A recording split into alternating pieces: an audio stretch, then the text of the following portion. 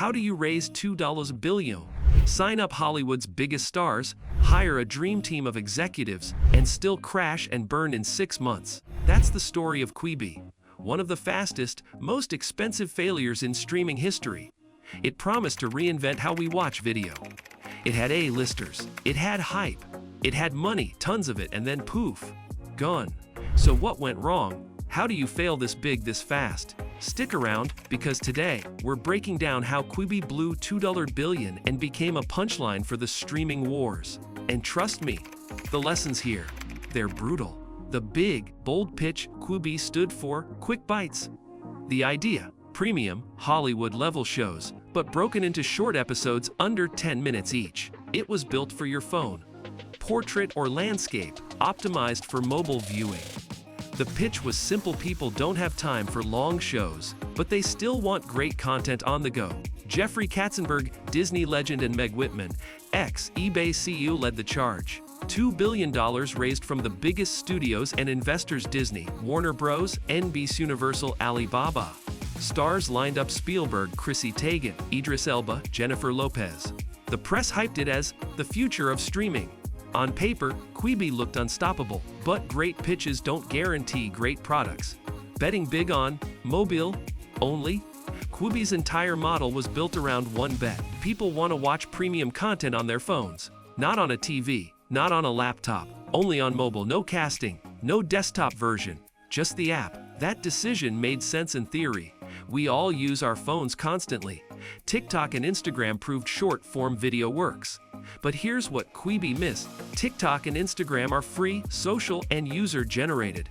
Quibi was trying to charge $5.80 a month for scripted shows, competing with Netflix, Disney+, YouTube, and free apps. And during launch, when COVID hit and everyone was stuck at home, guess what?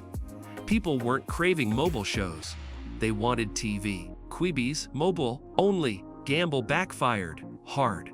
A strange product experience. Even when you downloaded Quibi, the product felt off. The app was slick, sure.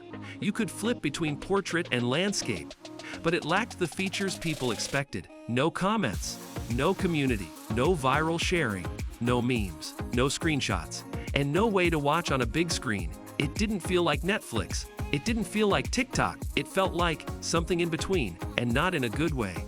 Viewers were isolated. Content was locked inside the app.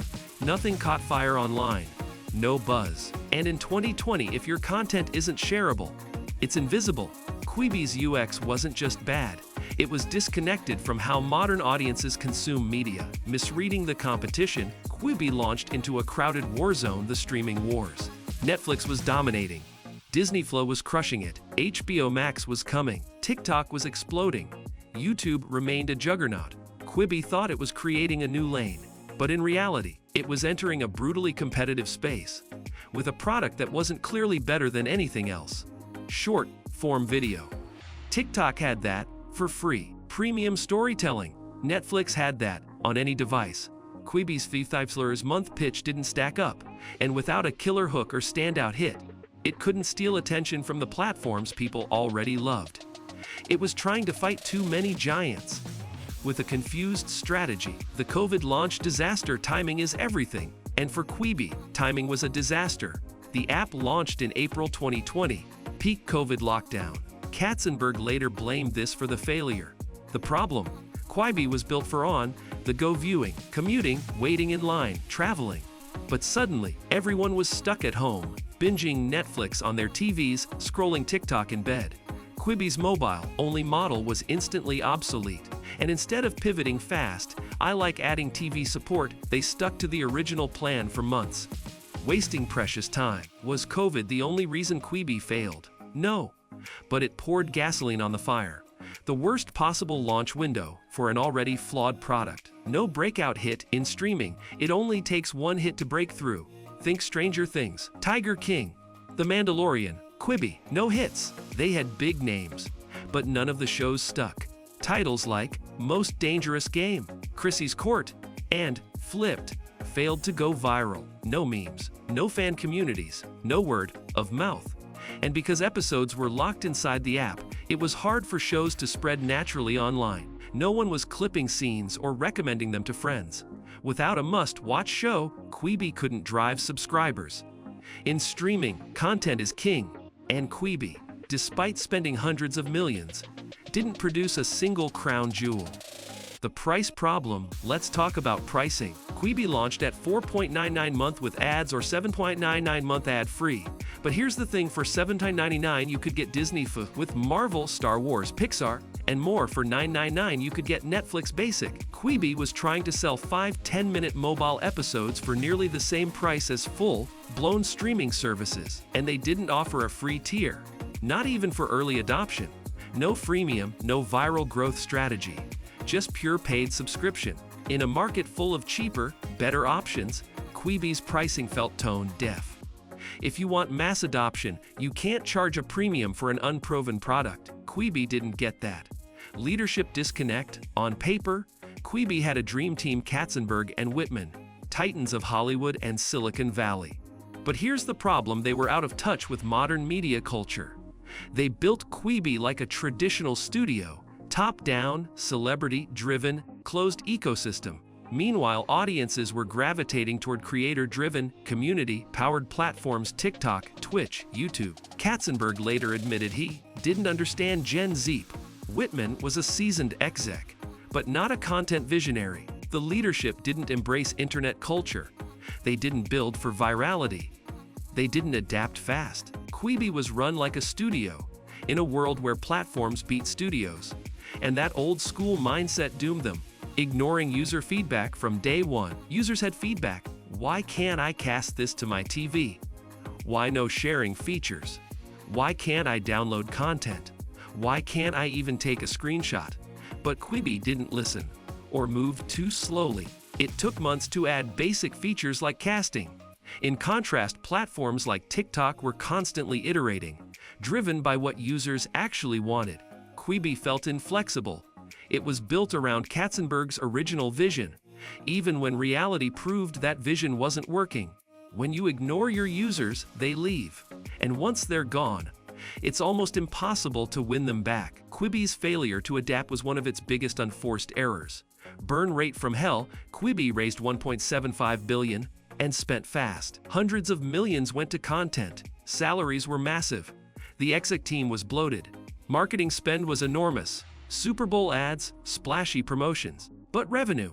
Tiny. Within 6 months, Quibi burned through most of its war chest, with no clear path to profitability.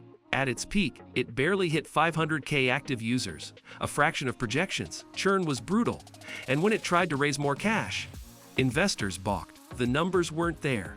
In the end, Quibi wasn't just a failure, it was an expensive one. Burning $2 billion in under a year. Legendary for all the wrong reasons. The swift shutdown. By October 2020, just 6 months after launch, Quibi shut down. Katzenberg and Whitman admitted defeat. The company returned remaining funds to investors. Shows were sold off to Roku. Staff were laid off. It was one of the fastest, highest-profile collapses in media history.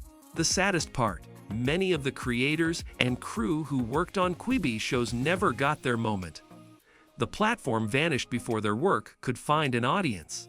For the industry, it was a wake-up call. Even massive funding, big stars, and great press can't save a product that doesn't connect. And Quibi never connected. The legacy. So what's Quibi's legacy?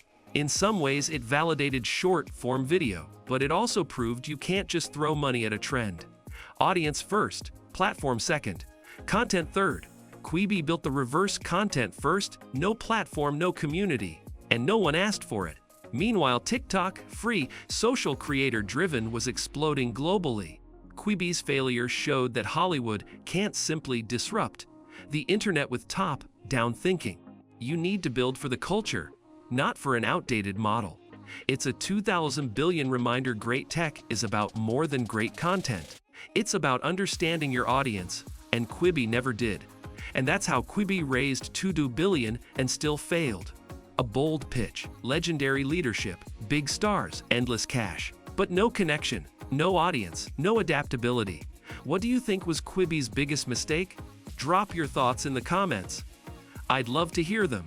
And hey, if you enjoyed this breakdown, give it a like, share it, and hit subscribe. More wild stories from the world of tech and media are coming your way. Thanks for watching.